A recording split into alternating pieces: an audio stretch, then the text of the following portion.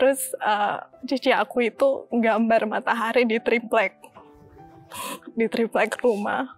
Terus habis itu dia bilang, Jol jangan sedih gitu. Ini gue udah bikin mataharinya. Anggap aja ini rumah sunrise, dia bilang kayak gitu. Jadi aku sedih di situ gitu loh. Gila ya, cici aku tuh sampai sebegitunya gitu. Sempat salahin papi mami gitu karena loh, bukannya bikin hidup kita tambah enak, jadinya makin susah. Terus aku sama cici aku juga mesti kerja kan, cari penghasilan lain gitu. Walaupun di bawah umur kita tetap usaha. Ntar ikut lomba lah. Aku tuh ikut lomba macem-macem. Sebenarnya bukan karena ambis, tapi biar menang, dapat duitnya bisa bayar SPP bulanan. Mikirnya lebih ke situ. Saya sebagai orang tua juga bingung ya waktu itu. Semua nggak berhasil. Aku kan social media marketingnya. Si papa tukang kunci di pabrik. Terus dia telepon, dia cuma minta maaf. Dia say sorry karena gagal lagi. Ya, itu semua jadi gagal semua. Gagal kenapa? Papi dipecat, dia bilang kayak gitu. Bangga sekali sama Angelica. Berhasil mengangkat saya juga keluarga. Halo pemirsa, sahabat saya yang akan bercerita di Hati ke Hati kali ini adalah pasangan ayah dan anak yang berkarir sebagai content creator. Video perjuangan hidup keduanya viral dan sudah ditonton sebanyak 2,1 juta kali. Tumbuh di tengah keterbatasan ekonomi, membuat sang putri merasakan kerasnya tempaan hidup sejak usia belia. Di saat teman sebaya sibuk belajar dan bermain, gadis kecil ini sudah memutar otak mencari uang demi bisa melanjutkan pendidikan. Segala cobaan yang dilewati justru membuat wanita kelahiran Jakarta ini menjadi sosok yang tahan banting. Dan bersama sang ayah, ia mengubah pahitnya hidup menjadi rangkaian kata yang menginspirasi. Inilah mereka, Bapak GBD dan Angel.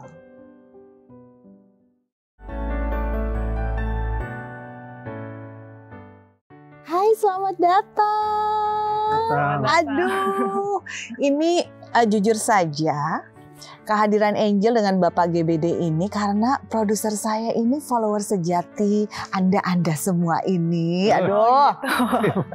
Thank you. Sangat menginspirasi. Saya sampai diberikan cerita pengantar itu sempat yang diem. Oke. Renungan saya di hati ini akan saya bagikan bersama dengan pemirsa di sini. Nomor 1 yang paling penasaran. Bapak GBD. Itu gimana sih namanya? Kenapa GBD sih? Jadi nama GBD itu inisial papa dari nama Chinese-nya.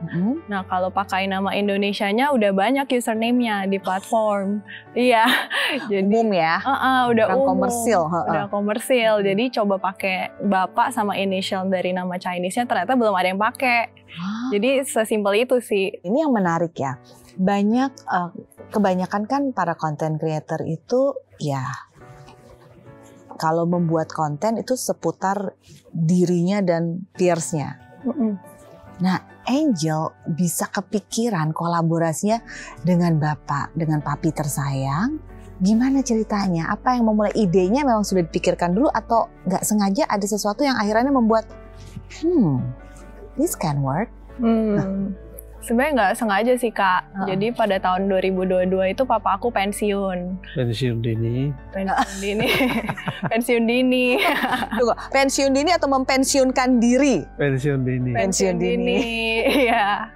Nah terus abis itu yang masuk ke platform di sosmed tersebut awalnya aku. Karena aku kan suka make up.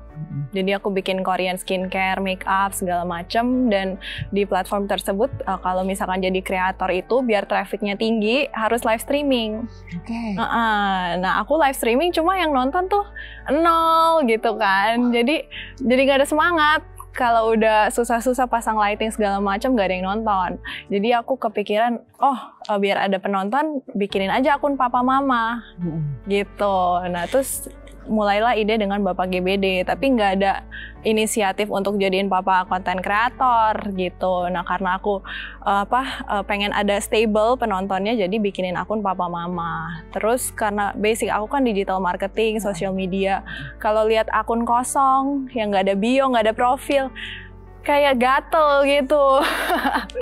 Pengennya ada personanya kan. Ya udah jadinya bikin video mama kan, karena mama suka masak, jadi bikin video masak gitu. Pengennya si mama juga aku orbitin biar dapat endorse panci. Awalnya itu. Terus abis itu kalau si papa pakai Korean skincare, tapi aku nggak expect dia ternyata yang gongnya malah ya, membuka sesuatu yang berbeda ini bikin orang jadi tertarik. Iya, ternyata pas pakai Korean skincare, karena papa seneng banget kan pakai step-step skincare makeup. Ya udah aku videoin gitu, mama video masak, masing-masing satu video. Pas bangun tidur besokannya video papa yang nonton 172.000. Terus dari situ pada penasaran, ini bapak siapa sih gitu kan, pada kepo. Tapi memang akhirannya nggak nyangka nggak sih? Waktu di videoin sempat nolak nggak? Apa sih? Enggak. Ngikut aja. Karena saya udah pikirannya habis gimana ya kan. Saya lagi bingung juga karena pekerjaan kan nggak ada ya. Jadi kena pensiun dini itu. Terus ya udahlah, saya jalanin aja yang anak saya mau gimana. Saya tetap jalanin dia maunya gimana gitu. Bapak GBD ini, saya kan kalau melihat dari banyak konten yang bareng sama Angel juga kan suka berbagi mengenai kisah hidup. Bagaimana kisah hidupnya ini ya yang kita ketahui bersama bukan tidak mudah, tapi memang sangat sulit.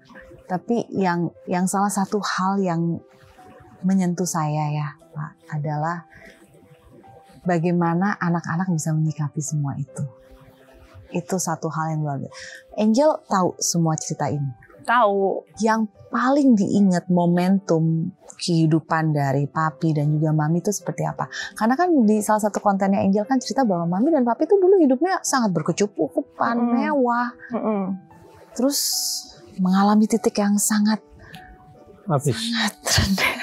Sangat habis benar. Iya. Gimana cerita yang Angel tahu dan rasakan? Aku umur 1 tahun pindah ke rumah yang baru yang lebih besar. Jadi dari aku umur 1 sampai 10 hidupnya enak gitu. Jadi pas pindah ke rumah baru bertingkat. Terus yang aku inget tuh waktu kecil semua orang pada dateng gitu ke rumah, kenal nggak kenal ya, namanya juga lagi makmur, jadi banyak yang nempel. Iya, jadi tuh dulu waktu kecil aku inget banget papa mama aku kan kayak Santa Claus ya Kak, jadi suka apa sih sama orang gitu, suka bantuin segala macam. Jadi tuh yang datang tuh kenal nggak kenal, kadang-kadang si mama bilang itu saudara, tapi aku mikir saudara dari mananya gue baru. Jadi memori aku tuh waktu kecil hidupnya enak lah pokoknya. Nah terus untuk sekolah pun juga si mama papa bayarnya 1 tahun di muka. Biasa kan anak lain bayarnya tiap bulan. Iya. Tapi ini udah pede banget anaknya naik kelas tiap bulan. Pokoknya ada uang langsung jebret gitu. Lu mau sekolah, kamu mau sekolah di mana? Langsung. Aku pilih. Maunya yang ini, ada kolam renang. Milih lagi sekolahnya. Iya.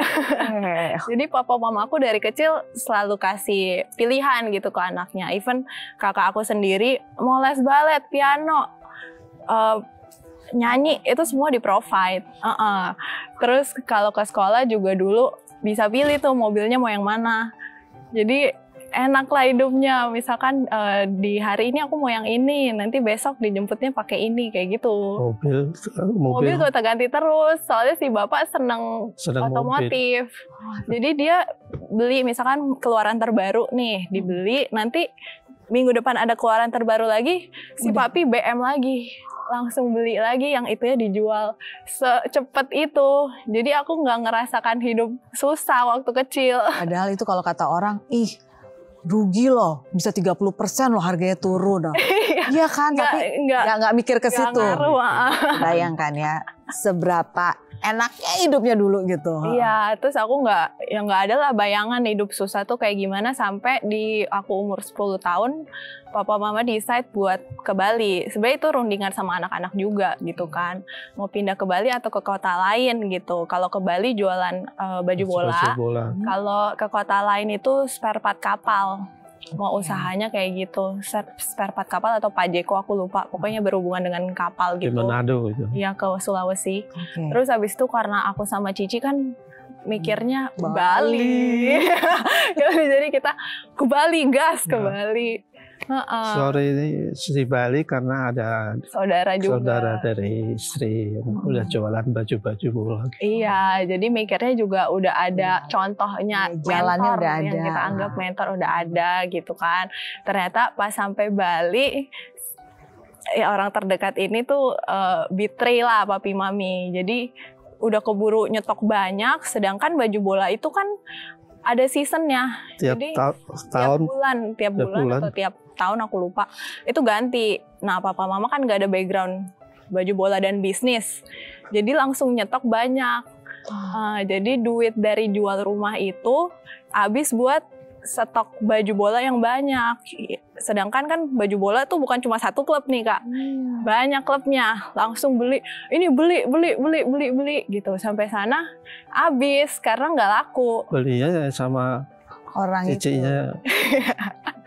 Iya, jadi nggak laku bajunya, terus ya duitnya habis buat nyetok barang gitu. Nah, jadi mulai merasakan dari situ toko sebulan tuh yang laku cuma kaos kaki. Itu pun kaos kaki ini loh, futsal. Nah, seasonnya kan udah berganti. Si papa mama mau nyetok klub season baru udah nggak ada modalnya gitu. Terus abis itu baru merasakan tinggal dari yang rumah gede 2 lantai jadi di ruko, tapi kita nggak, kan rukonya 3 lantai. Kita cuma bagian bawahnya doang. Rukonya itu segede kamar aku waktu dulu di rumah santai. Dibagi lagi. Terus abis itu dibagi lagi. Buat tidur. Jadi itu toko sebenarnya dibagi lagi pakai triplek gitu. Iya. Kamu berarti usia 11 tahunan ada? 12 tahun. Iya 10, iya 11. Pokoknya pas aku SMP lah. Terus di Bali juga di sekolah dibully juga kan gitu. Jadi banyak lah pressure-nya dari rumah, dari sekolah. Jadi yang aku sama kakak aku kepengennya tuh di Bali enak nih. Loh ternyata ditampar sama realita. Nggak sesuai sama ekspektasi gitu kan. Oh nanti mau ke pantai gini. Ternyata pas di Bali, gila ya tinggalnya kayak gini gitu. Terus dulu kakak nangis, aku jadi mau nangis. Nah, saya ngebayangin gitu, seseorang gimana rasanya yang kehidupan semapan sebelumnya. Terus tiba-tiba di usia yang sangat muda harus membalikkan telapak tangan dengan kenyataan yang sangat beda. Iya. Bagaimana rasanya? Iya, jadi aku ingat banget kan di kamar aku dulu, jadi kamar aku sama Cici tuh pisah. Terus kita dulu masing-masing punya ART masing-masing. Pas sampai di Bali bener-bener cuma berempat doang, nggak ada yang bantuin gitu. Terus sama saudara juga ditinggal lah. Terus dulu kan aku ingat banget yang aku cerita, rumah tuh selalu rame. Tapi pas pindah ke Bali, habis. Nggak ada yang kayak hilang aja gitu orang-orangnya.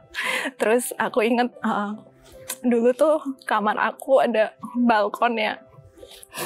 Tiap pagi aku sama Cici aku tuh suka ngelihat matahari. Sedangkan pas tinggal di Bali itu kan di ruko. Kita ke depan jalan raya. Kita nggak bisa lihat matahari. Padahal dulu kamarnya tuh ada balkonnya. Terus Cici aku itu gambar matahari di triplek rumah. Terus habis itu dia bilang, Jol jangan sedih gitu. Ini gue udah bikin mataharinya. Anggap aja ini rumah sunrise, dia bilang kayak gitu. Jadi aku sedia di situ gitu loh. Gila ya, cici aku tuh sampai sebegitunya gitu. Karena kan aku orangnya mendem banget kan. Nah terus ya itu biasa kita tiap bangun tidur ke balkon, ntar ngobrol apa. Di situ kan ke depan toko Jalan Raya. Makanya si Cici biar aku juga nggak sedih, dia gambarin matahari di triplek itu. Dia bilang ya udahlah, paling ini juga kondisinya nggak bakal lama gitu. Anggap aja kamar kita ini kamar waktu kita di rumah sunrise.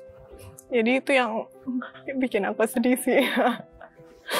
Ingat-ingat soal itu gitu. Terus toko kan juga nggak laku ya, tokonya papa mama, karena yang beli tuh nggak ada. Terus dia mau nyetok yang baru lagi nggak bisa. Kita udah pindah toko sampai 3 kali. Habis kontrak, kontrak pindah lagi, habis kontrak pindah lagi. Pindah lokasi yang lain. Nah terus kan aku sama cici aku mesti sekolah. Tapi dari papa mama udah income-nya udah nggak ada. Jadi aku ingat banget cici aku tuh, dia kan hobinya fotografi. Nah itu sesuatu yang dia suka banget gitu. Tapi dia mesti jual kameranya buat biaya sekolah. Untuk kelulusan kan mesti bayar. Terus aku ingat aku mau tes nggak bisa karena nunggak. Jadi yang dulunya pas SD gitu, uang sekolah kan dibayarnya di muka. Sampai kok nggak bisa bayar. Aku sama cici aku tuh sempat salahin papi mami gitu, karena loh bukannya bikin hidup kita tambah enak, jadinya makin susah. Terus aku sama cici aku juga mesti kerja kan, cari penghasilan lain gitu. Walaupun di bawah umur kita tetap usaha. Ntar ikut lomba lah. Aku tuh ikut lomba macem-macem. Sebenarnya bukan karena ambis, tapi biar menang, dapat duitnya bisa bayar SPP bulanan. Mikirnya lebih ke situ. Jadi kayak lomba sains, tiba-tiba lomba nyanyi bahasa Bali, sedangkan aku aja bahasa Balinya minim. Tapi aku usaha banget gimana caranya biar bisa dapat duit gitu. Terus kerja di orang gereja, punya bisnis silver. Tapi kan aku belum ada, boro-boro fresh graduate gitu kan. Ya udah, bisanya apa? Bisa Excel sama PowerPoint. Kak, aku jadi admin aja nggak apa-apa deh. Jadi aku jadi admin buat silver company itu gitu. Abis pulang sekolah langsung jadi admin. Terus kan toko baju bola mama nggak laku, celana Barcelona segala macam aku masukin tas, aku jualin ke teman-teman cowok biar cepat habis deh. Kalau nggak papa mama gue bisa stres nih karena nggak ada barang yang laku. Terus si mama juga kan pinter masak. Ya udah aku buka catering, sampai diprotes sama ibu kantin di sekolah. Kita jualan itu catering ya, ibu kantin di sekolah nggak laku jadinya karena kan mesennya di aku, nggak terima lah dia. Ya kalau mau ini dong buka di sini, masa kamu nggak buka stall, kita bayar bulanan tapi pada belinya di kamu semua, sampai diprotes gitu. Ya bukannya nggak mau buka stall, duitnya gimana sewa bulanannya kan. Ya itu, jadi aku sama kakak aku tuh bener-bener usaha buat sekolah karena papa mama juga pengennya tuh sekolah jangan sampai putus gitu. Karena dari pengalaman papa mama, mereka aja kan tamatan SMA, cari kerja aja tuh udah dapat kerja aja udah puji Tuhan banget. Jadi jangan sampai anaknya struggle lagi, mau harus banget sekolah gitu. Harus punya gelar. Itu yang selalu diusahakan sama papa mama aku. Cuma ya itu, aku sama kakak aku kan suka banget belajar. Nah, terus aku inget banget waktu SMP, aku tuh dapat beasiswa sebenarnya ke luar negeri. Tapi partial scholarship. Jadi bayarnya tuh nggak bisa dapat fully funded, nggak bisa 100%. Jadi aku harus let go. Jadi aku sama kakak aku tuh growing up, belajar nggak attach sama sesuatu dan belajar let go gitu. Karena kayak kakak aku juga, dia let go kamera yang dia suka. Aku pun juga let go waktu aku yang seharusnya tuh aku main gitu, tapi aku kerja serabutan gitu buat biar sekolah lagi, biar bisa bantu papa mama. Kayak gitu sih.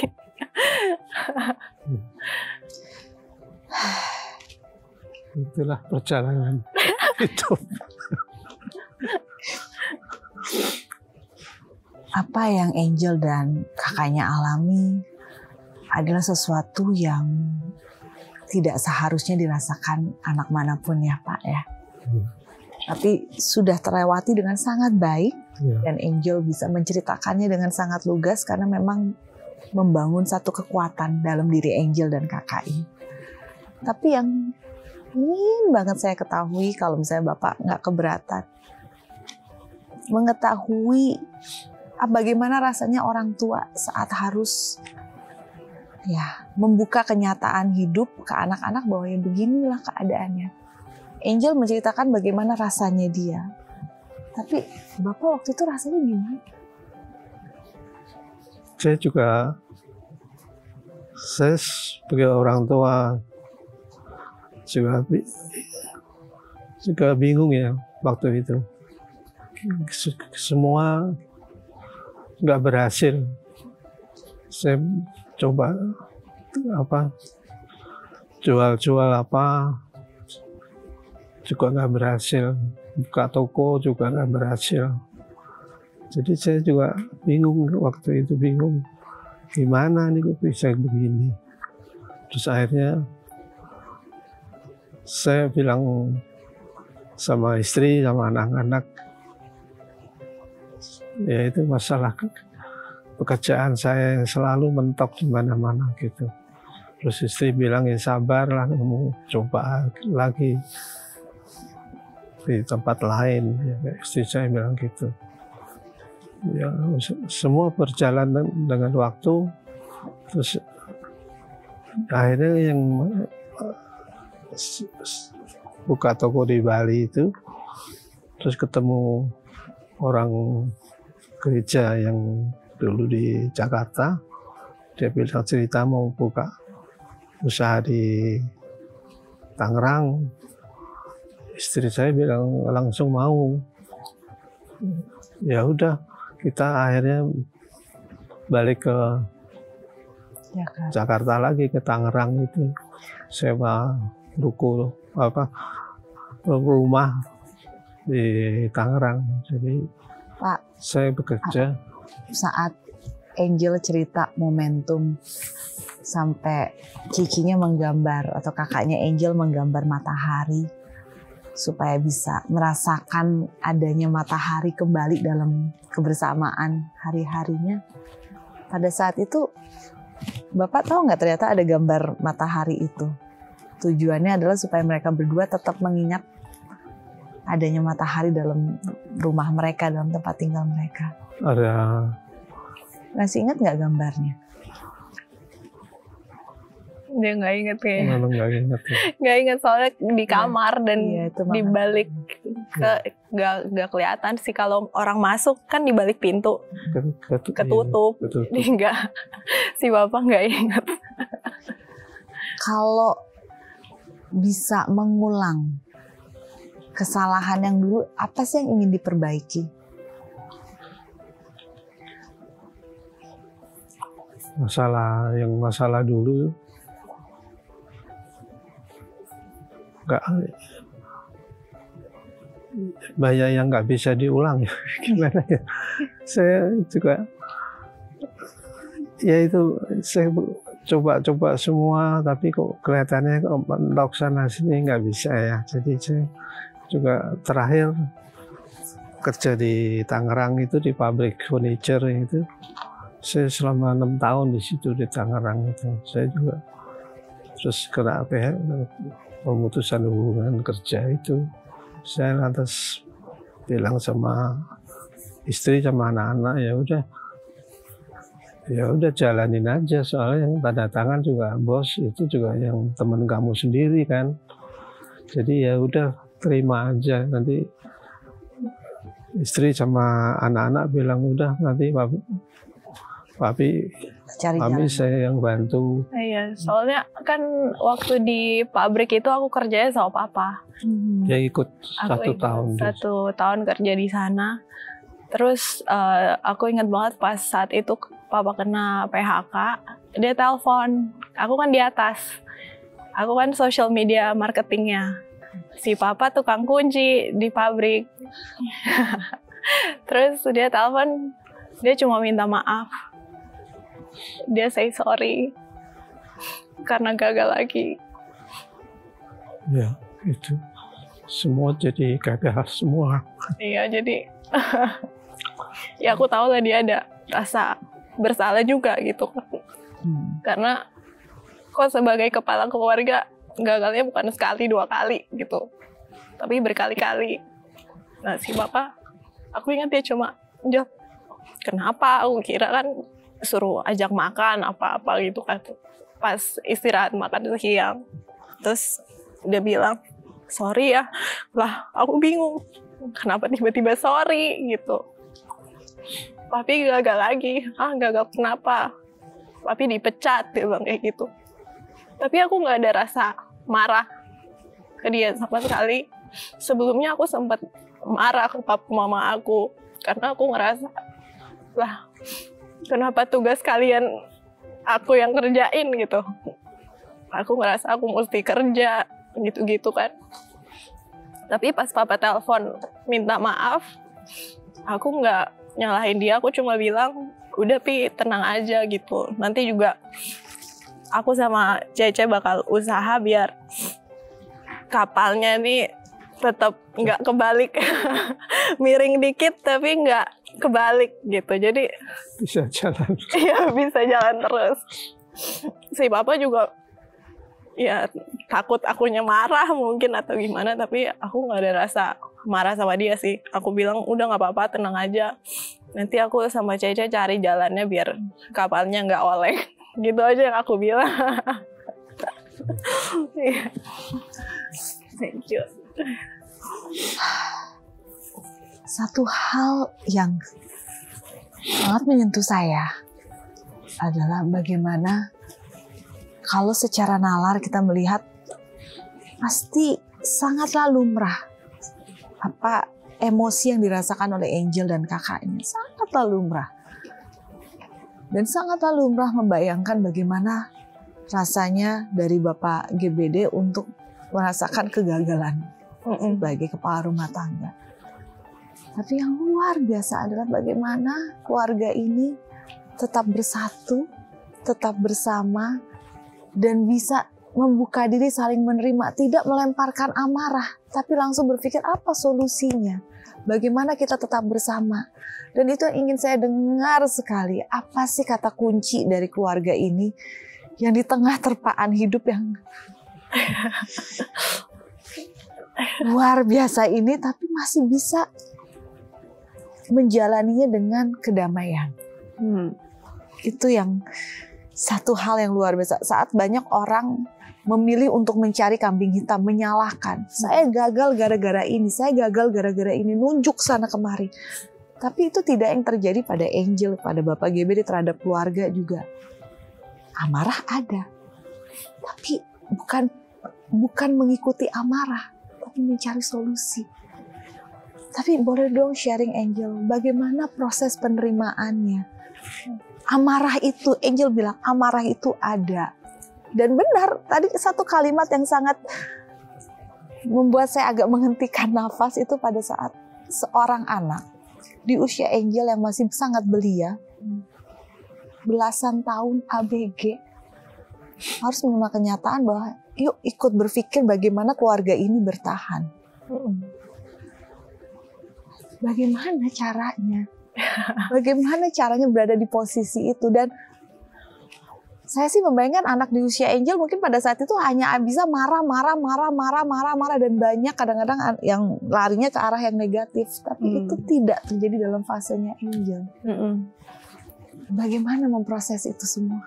Jadi pas itu marah banget, nggak deket juga sama papa mama karena sempat amarahnya seperti itu? Iya, karena kan aku nyalahin mereka awalnya kayak gitu. Ya mau jarang bicara gitu. Iya, kayak Jauh lah. masing-masing. Jadi papa mama di toko, aku dengan duniaku sendiri, Cici juga dengan dunianya sendiri. Terus waktu dulu aku juga sempat stres sampai eating disorder, jadi anoreksia waktu SMP. Oh my God. Saking stresnya. Terus papa mama nggak nyadar gitu, tiap makan aku jadi larinya tuh jadinya nggak mau makan jadinya. Karena aku udah kesel sama dunia luar. Terus kan dulu aku badannya berisi. Gemuk. Badannya berisi. Terus aku udah benci sama orang lain, benci sama hidup. Masa tiap kali ngaca tuh aku jadi benci sama diri aku sendiri kan. Aku ngerasa kayak gitu. Jadi aku mutusin nggak mau makan gitu. Makin hari makin kurus. Tapi aku selalu ngerasa gendut. Sampai di tulang rusuknya tuh kelihatan gitu. Sampai kecil banget baru si papa mama nyadar lah, aku kok makin hari makin kecil gitu kan. Terus ya stresnya di situ. Terus habis itu nggak bisa tidur juga, selalu belum move on dari keadaan yang lama gitu. Cuma itu kan aku eating disorder sampai 2014. Nah, aku mikir, aduh kalau kayak gini terus juga duit nggak akan datang, masalahnya di sini-sini aja, nggak ada jalan keluarnya gitu. Bolak-balik nyalain papa mama, mereka juga sebenarnya pengen keluar, tapi mereka juga clueless gitu aku mikirnya.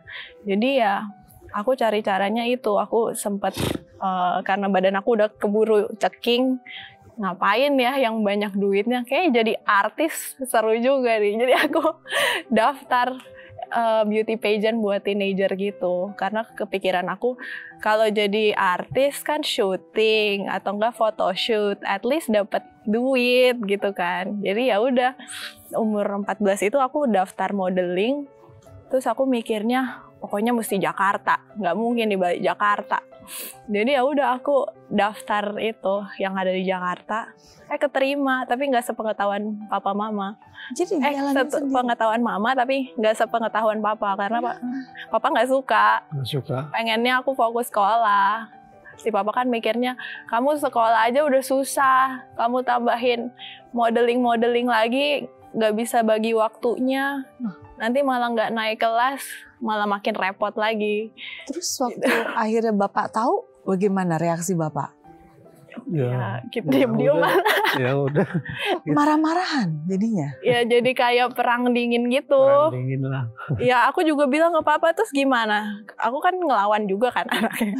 Aku bilang ya papi juga gak bisa provide money. Iya kan? Ya gimana lagi? Apalagi yang bisa dikerjain gitu. Jadi aku daftar modeling itu sampai masuk ke finalis, semifinalis kan itu mesti ke Surabaya.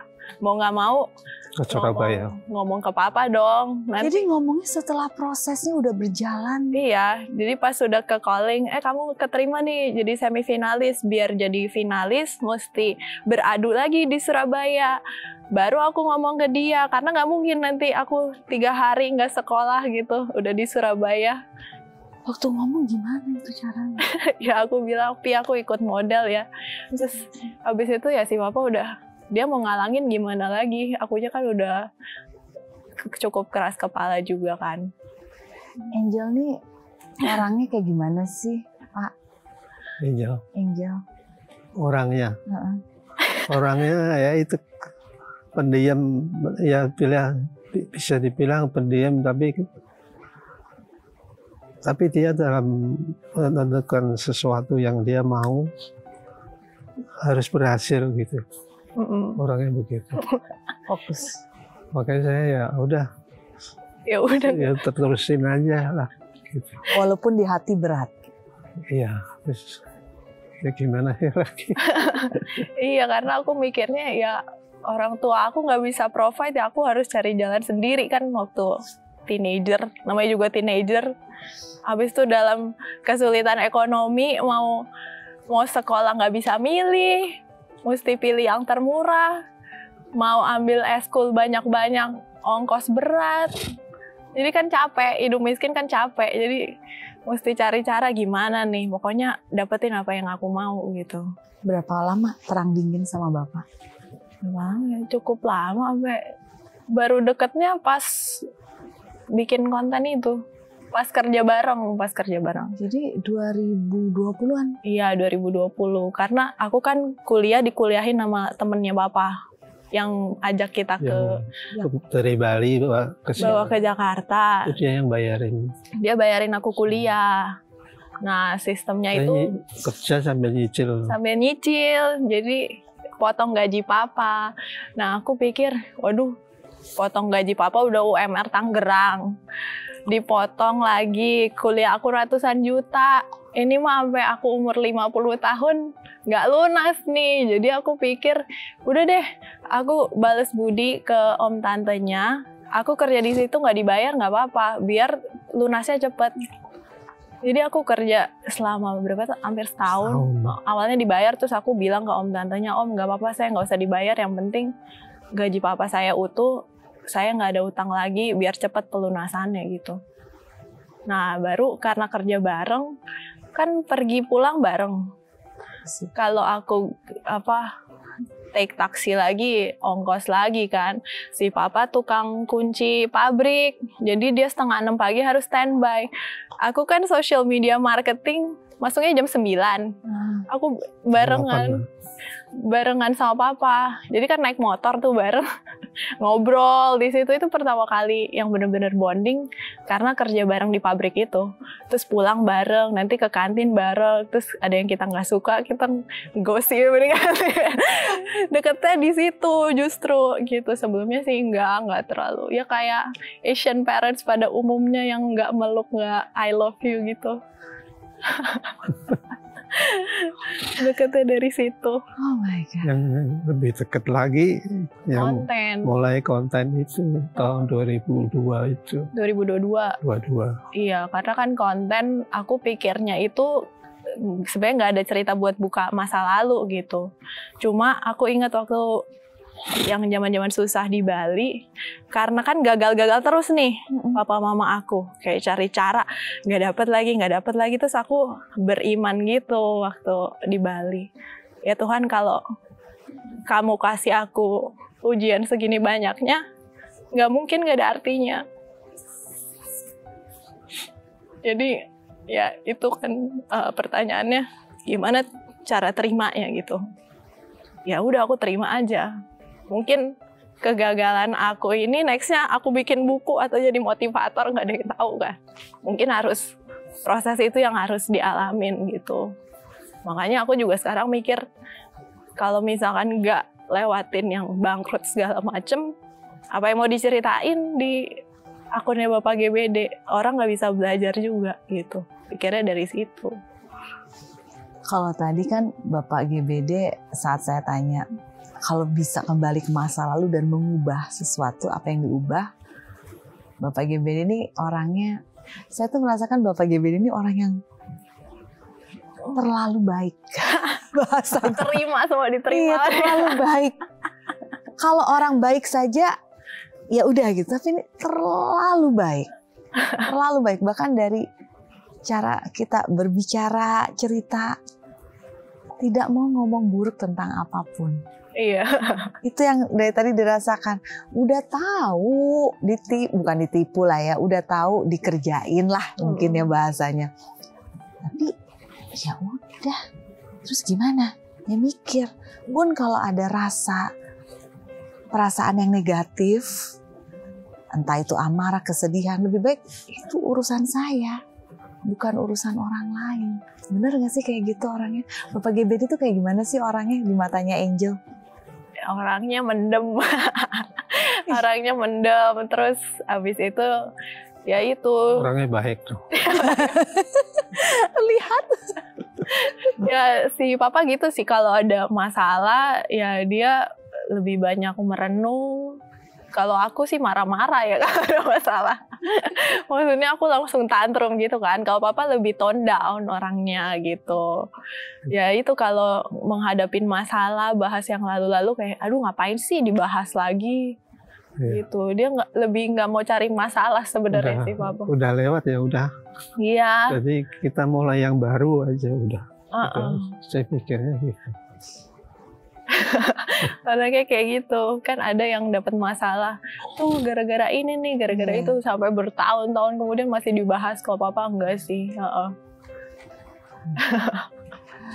Setelah melewati semua cobaan dan ujian hidup seperti ini, tantangan yang benar sih, saya menantikan ini sebuah entah buku atau rangkaian cerita seperti apa. Apa pelajaran hidup dan berkat hidup yang Angel lihat? Pelajaran hidup dan berkat hidup aku lihat ya si papa sih. Maksudnya dari hidupnya itu mujizat banget gitu. Dari ibaratnya kalau orang yang ngalamin hal yang sama kayak papa alamin, gagal berkali-kali masih bisa bertahan sampai sekarang, itu sesuatu yang anugerah gitu loh. Terus aku juga ngelihat kita walaupun hidupnya susah, tapi ada maksud Tuhan di baliknya. Gitu. Kalau nggak dirasain, mungkin nggak jadi seperti yang sekarang. Berkat doa semuanya. Berkat doa semuanya. Dan kayak papa aja, dia kan dapat pekerjaan dari temennya itu usianya udah lewat pensiun. Usianya 60. Kalau dipikirin pakai nalar manusia, mana ada yang mau terima. Sekarang aja fresh graduate susah cari kerja kan. Makanya, Tapi si papa bisa keterima kerja. Si mama juga bisa kerja di pabrik tersebut pada saat itu gitu. Karena cuma setahun ya. karena itu sih mujizat juga. Karena waktu kita di Bali sebenarnya udah mau give up banget. Sampai cari kuburan di Mumbul. Pikirannya udah sedark itu. Mati di situ. Iya, sampai udah mikirin di situ. Aku juga udah nggak ada. Ngapain lagi ya, kayak hidup paling sial deh di dunia ini gitu. Terus abis itu si mama selalu berdoa, gimana caranya biar bisa balik ke Jakarta. Ternyata temennya itu, padahal udah nggak lama kontekan, keinget papa mama terus sampai dia samperin ke Bali dan kasih jalan. Itu kan mujizat kan. Maksudnya udah lama nggak ketemu, tiba-tiba keinget dua pasangan suami istri yang dulu segereja sama dia. Mereka ke Bali, samperin, aku mau buka pabrik, kamu ikut aku aja. Itu kan sesuatu yang di luar nalar. Tapi si papa usianya udah 60 gitu. Si mama juga udah 50 lebih, bisa mendapatkan pekerjaan baru start dari awal. Nah, terus abis itu pas kerja, si papa di PHK juga. Si mama juga udah berhenti di situ. Si papa kan sempat give up gitu. Apalagi usia aku udah 63 apa 65 waktu itu. Yeah. Apalagi yang harus dikerjakan ya. Tapi aku dapat hikmat. Kamu ceritain apa yang sudah kalian alamin. Jadi aku tulis sambil ngobrol sama papa, cerita apa nih ya yang mesti kita ceritain gitu. Ya udah kita ceritain cerita di Bali gitu. Dan jadi viral. Si papa jadi dapat pekerjaan konten kreator yang nggak sesusah dia kerja di pabrik dulu 5:30 pagi melewati transformer Cikupa ya kan. Melewati transformer dulu dia kakinya hampir ke Giles ini loh apa Metro Mini sama kan gede-gede, kita kan naik motornya Mio kecil. Terus kan suka banjir di Pasir Gadung. Kalau pulang malam tuh papa nggak kelihatan. Terus abis itu truknya bener-bener di sini. Terus aku mikir, aduh Tuhan sampai kapan papa aku kerja kayak gini. Terus itu yang saya ketarik ibu-ibu. Oh iya, pernah ketarik ibu-ibu naik motor. Sama-sama tasnya ibu itu bisa nyangkut di spion. Ke spion saya. Terus ketarik. Jadi saya ikut. Iya. Ini gimana? Iya terus ibu. Banyaklah hal-hal yang lucu-lucu gitu kan. Nah terus si papa juga mikir, aduh gimana nih ya abis pensiun apalagi yang bisa dikerjakan. Masa dia jadi karyawan swasta yang 25 nggak mungkin. Tapi Tuhan kasih jalan dia jadi konten kreator dan dikenal gitu. Dia bisa dapat endorsement. Terus kerjanya juga nggak capek. Aku juga bukan yang stripping dia kan. Dan bisa traveling juga, bisa ada penghasilan, dikenal sama orang. Dulunya nggak dianggap sih Papa. Tapi sekarang ketika jadi content creator itu kan sesuatu yang nggak masuk akal gitu. Cari-cari dulu, dibuang-buang. Iya, biasa kan yang content creator muda-muda. Tapi Tuhan bisa angkat seorang papa yang 65 tahun sampai kalau kemana-mana, Pak minta foto dong, minta foto. Ya, kalau ke mall kemana, Pak, sini Bapak yang itu ya, konten kreator ya. Dia minta foto, ngobrol sebentar. Rasanya gimana? Rasanya gimana tuh? Baik. Banget, dia senang. Orang yang minta foto, terus abis itu dia minta fotonya lagi. Saking happy-nya ada yang kenalin gitu.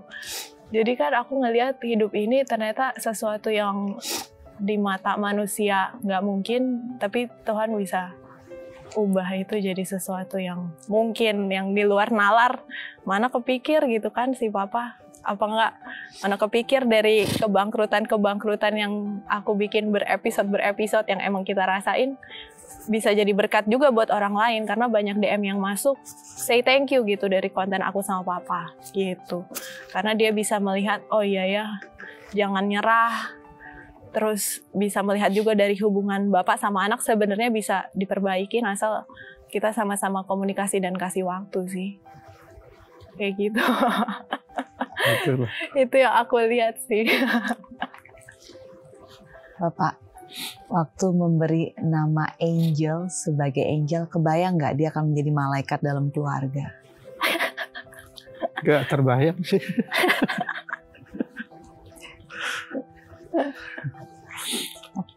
Cuman saya tanya istri saya, artinya gimana sih Angel, nama Angel itu? Istri saya jelasin itu, jadi orang yang bisa menumbuh harapan dan berhasil dalam pekerjaan semua gitu. Saya juga terima semua itu dengan baik lah waktu itu. Ya.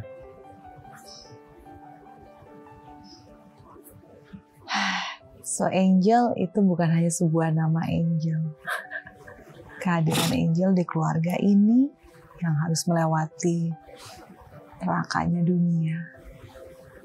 Saya tadi tuh masih agak terkejut pada saat Angel cerita bahwa di Bali itu saking rendahnya titik kehidupan mereka sampai berpikir ini mau gimana lagi. Terpikirlah untuk,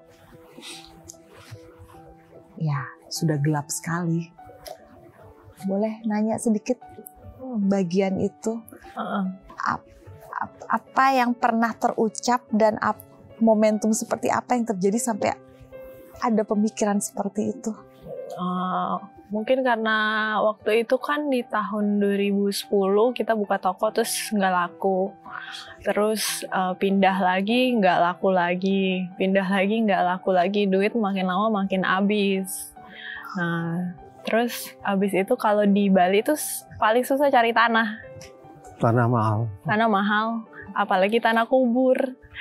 Jadi udah mulai cari-cari karena kan udah harapan aja tuh udah nggak ada saat itu gitu. Segitu. Iya. Iya, jadi udah mulai cari-cari. Terus ada satu yang dapet lah itu di Mumbul. Sebenarnya udah ditawarin buat langsung bayar, tapi ditumpuk di situ. Jadi tapi kita anggapnya jadi kayak jokes.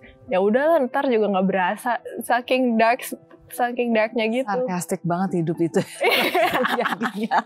Ya udah ntar juga nggak berasa, mikirnya kayak gitu. Terus ya soalnya mau mikir gimana lagi, mau kerja juga papa mama udah nggak mungkin lagi, usianya udah lewat, modalnya udah habis. Terus habis itu aku juga mau sekolah susah. Sempet terpikir nggak akan kuliah? Iya, tadinya aku nggak mau kuliah, aku mau langsung kerja aja gitu. Makanya aku kepikiran di dunia entertain. Aku ngerasa ya muka aku kan gak jelek-jelek amat.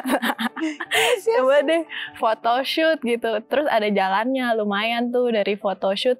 Kan ada duit apa tuh foto segala macam, bisa bayar BPJS bulanan lah, bayar listrik, bayar PAM gitu kan. Jadi yang ngebantu banget gitu.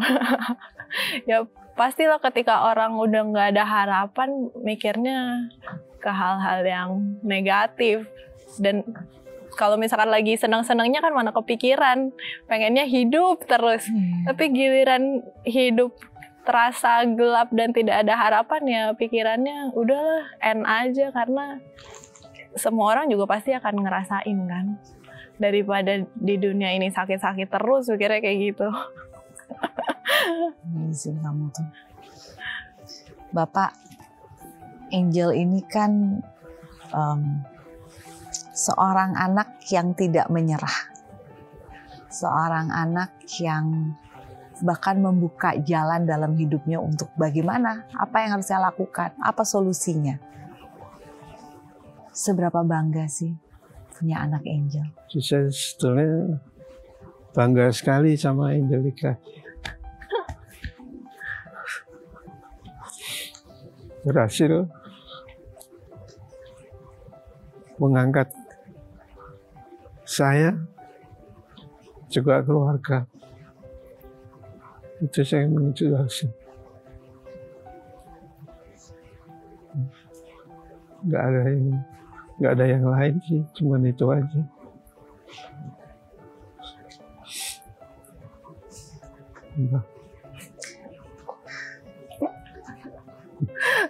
Udah. Dengar itu gimana? Nggak pernah sih dia ngomong. Dia nggak pernah ngomong bangga sama kamu atau apa. Tapi papa selalu bilang makasih. Tapi ngomong kayak tadi nggak pernah. Dia cuma tiap ada yang ngenalin malam-malam gitu. Jel, makasih ya. That's it. Gitu. Karena emang orangnya bukan word of affirmation. Jadi aku pas denger dia ngomong kayak gitu langsung nangis. Jadi pertama kalinya nih. Dia ngomong bangga. Biasanya ngomongnya thank you aja. Makasih ya.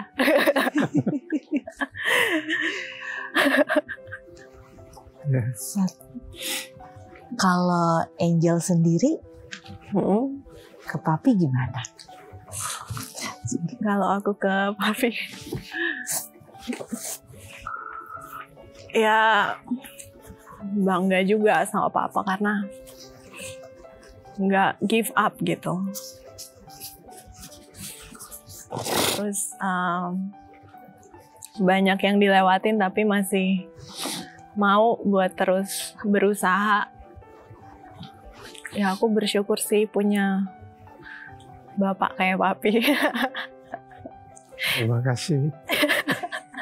Walaupun aku tahu dia banyak rasa nyalahin diri sendiri dan insecure, tapi semua bisa dilewatin sampai sekarang dan papi berubah banyak setelah ngonten, jadi lebih percaya diri, mau adaptasi.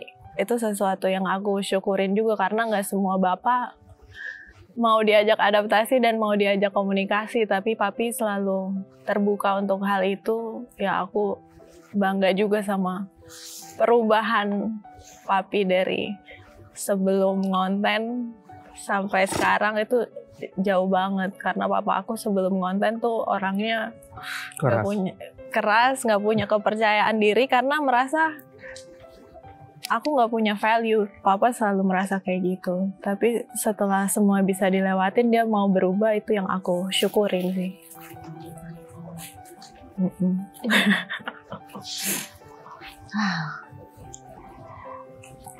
Perjalanan Angel dan Bapak GBD ini tidak bisa dirangkum dalam satu episode memang. Harus terbagi-bagi fasenya. Fase sebelum Bali, fase Bali pun saya rasa tuh ada beberapa chapter di situ. Banyak episodenya, banyak. Dan banyak sisi. Bagaimana sisi Angel, bagaimana sisi kakaknya Angel, punya pandangan. Dan mungkin yang paling berat juga adalah tentu Bapak GBD dan Mami juga. Satu keluarga ini pasti punya point of view sendiri yang tidak bisa kita tebak. Tapi yang bisa kita lihat sekarang adalah bagaimana di tengah beratnya kehidupan mereka memilih untuk komit satu sama lain. Walaupun berat, kan Angel bilang ada perang dingin, sempat tidak berbicara. Tapi saya salut dengan bagaimana Angel melihat pasti ada tujuan. Walaupun sempat mengalami masa mempertanyakan apa tujuannya, kenapa berat sekali hidup ini. Tapi ya ini dia. The moment Angel mau berbagi, melihat ini memberikan harapan bagi banyak orang. Wah, segelap itu tapi ternyata masih ada titik terang dan kita masih punya kekuatan untuk meraihnya. Banyak orang tidak ada kekuatan untuk meraihnya itu. And Angel membuat kita terinspirasi untuk bisa, walaupun berat ini bisa. Ada contohnya Angel dan Bapak GBD. Tapi Angel bilang kan salah satu gap yang dirasakan adalah komunikasi ini emang beda ya. Caranya ya. Iya. Mari kita coba. Apakah komunikasi bold ini bisa mengungkap hal yang lebih dalam lagi, yang tidak hanya terungkap lewat kata-kata, tapi juga oleh rasa yang lebih dalam lagi. Jadi Bapak GBD, Angel, di dalam bold ini ada kalimat-kalimat yang belum lengkap. Jadi kalimatnya tuh hanya pemancing terus titik-titik-titik. Nah, tugasnya orang yang pegang kertas ini adalah mengisi titik-titiknya dengan rasa, dengan apa yang dirasakan kepada lawan bicaranya. Oke, jadi diambil dulu, monggo. Yang mana nih? Yang mana hijau, yang mana hijau. Kalau yang kecil nggak bisa ada tulisannya. Jangan serbuknya yang diambil. Oke, jangan dibuka dulu, ditahan dulu. Oke, baik. Kita akan coba mungkin Angel dulu. Oke. Angel ini adalah kalimat yang dirasakan Angel untuk Bapak GBD. Kasih lihat. Ya, langsung dibaca aja. Langsung dibaca. Maaf jika selama ini aku keras kepala. Emang keras kepala ya. Keras kepalanya emang kayaknya kayak siapa? Kayak Bapak GBD atau karena kayak maminya Angel? Tidak tahu kamu yang. Kenapa ini keras kepalanya? Karena banyak hal yang papa tentang aku lakuin. Contohnya apa? Modeling. Pacaran. Oke.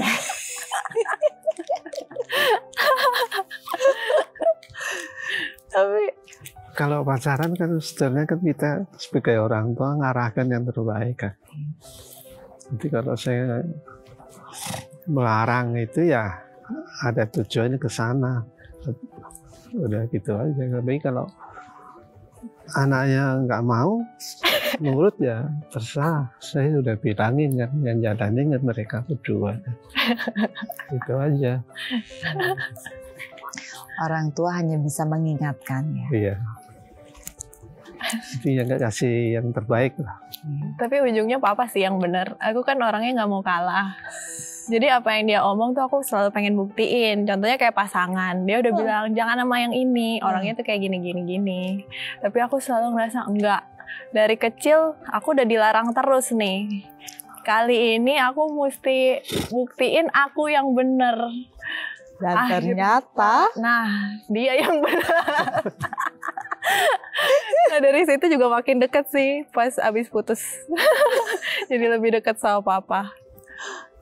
Sekarang sih udah kalau masalah pasangan gitu aku udah mulai dengerin. Karena kan udah ada pengalaman yang papa omongin tuh benar 100%. Iya. Padahal kan itu kayak in the future ya. Aku juga ngerasa aku masih bisa reparasi orangnya, bisa. Taunya yang diomongin bener semua. Jadinya kan egonya kena tuh. Nah kalau masalah pasangan gitu ya aku udah mulai dengerin. Tapi kalau soal ambisi gitu kayak aku masih keras.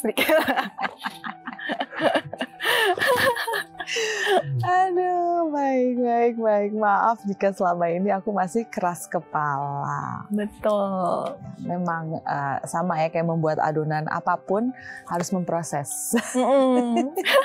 Iya. Oke, Bapak silahkan Pak. Ini Pak, benar-benar.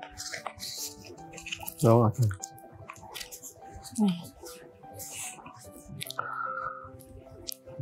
Baca ya. Iya. Terima kasih karena kamu selama ini titik-titik. Iya, selama ini apa jawab? Titik-titik. Oh, saya jawab ya. Iya. Terima kasih.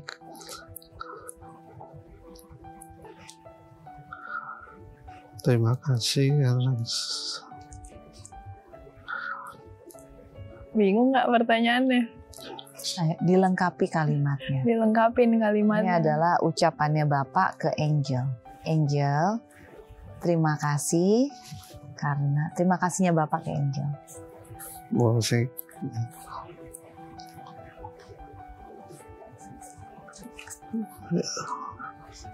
Terima kasih udah jadiin content creator. Oh ya. Terima kasih udah dibikin terkenal. Bingung. Ya, terima kasih karena kamu selama ini udah membuat Papi berhasil jadi konten kreator yang top. Top. Top nggak tuh. Jadi saya bangga. Sekarang nggak thank you lagi, bangga. Karena ini berhasil buat kehidupan saya. Gitu.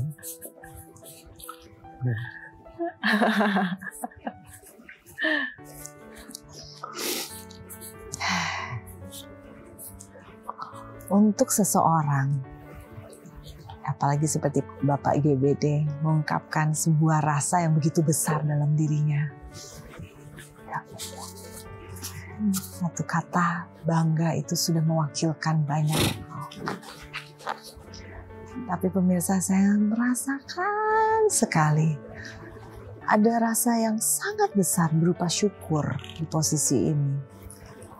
Syukur karena Angel dan Bapak GBD bisa bertahan sampai ke titik ini, melewati segala banyak tantangan dan cerita, dan bisa bercerita kepada kami semua. Karena itu adalah sumber inspirasi yang sesungguhnya. Bagaimana seseorang, dalam hal ini sebuah keluarga, bisa utuh bersama melewati banyak hal yang kalau mungkin kita pikirkan harusnya sih udah bercerai-berai itu. Bercerai-berainya bukan berarti jalan sendiri-sendiri. Mungkin ada beberapa yang memutuskan untuk sudahlah. Sudah tidak ada harapan, tidak ada gambaran bagaimana visinya masa depannya. Hanya kan memutuskan untuk udahlah. Tapi itu tidak menjadi pilihan yang diambil oleh Angel dan Bapak GBD. Masih kuat bertahan selama tahunan. Dan juga bukan sebuah rencana bagaimana semesta memberikan jalan bagi mereka. Tapi di sini kita belajar bagaimana ketabahan dan kekuatan komitmen itu hadir memang untuk mereka yang memilih. Terima kasih ya Angel ya. Ditunggu chapter-chapternya. Iya. Karena banyak orang-orang di Indonesia ya terutama ya. Mereka itu butuh real story. Kalau dikasih cuman kayak nasihat kayak apa sih nggak nyambung nggak beda frekuensi, nggak terasa seperti yang saya rasakan. Tapi begitu dengar ceritanya, oke. Dan itulah mungkin tujuan semesta menghadirkan Angel dan Bapak GBD di sini, memberikan inspirasi dan pelajaran bagi kita semua. Dan terima kasih mau membuka diri. Terima kasih. Ya, sama-sama Kak. Pemirsa, kebersamaan kami memang tidak bisa penuh pada hari ini, tapi sangat terasa. Jadi bagi Anda yang mungkin tengah berada di dalam sisi gelap dalam hidup Anda, jangan nyerah ya. Walaupun kelihatannya, ini udah nggak ada ujungnya, ini masih gelap terus, jangan nyerah. Lihat Angel, lihat Bapak GBD, yang ternyata mendapatkan value atau ya pemberdayaan dirinya ternyata dipancing oleh anaknya. Kalau bukan karena Angel, saya tidak tahu bagaimana hati dari Bapak GB ini sepanjang hidupnya. Terima kasih untuk kebersamaannya. Terima kasih sekali lagi. Kita berjumpa lagi di lain kesempatan. Dan tetap semangat. Walaupun hidup terasa sangat berat. Sampai jumpa.